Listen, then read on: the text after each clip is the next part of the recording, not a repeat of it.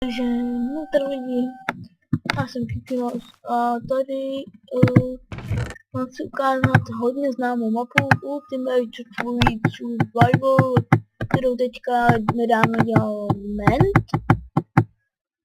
A pro začátek vám ukážu prostě začátek.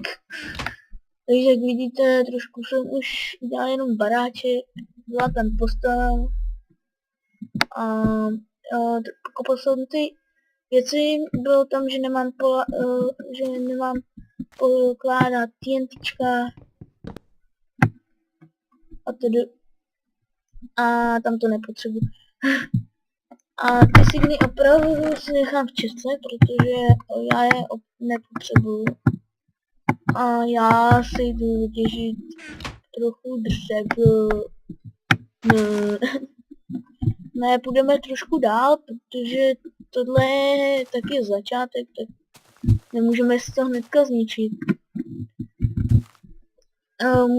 Tady vidíte první ostrov z pastí.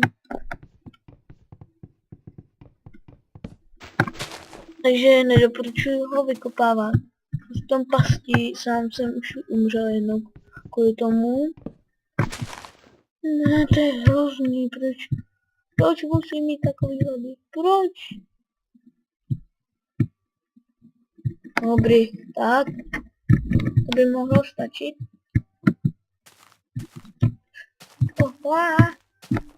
Sorry, že chodím jako opilej, ale prostě to je tohle mapou.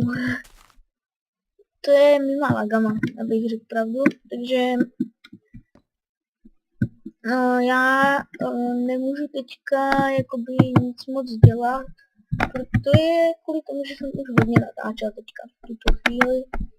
Navíc mám race minimap a teďka prostě se snažím natáčet i Planetoids a tam jsem natočil hodně dílů.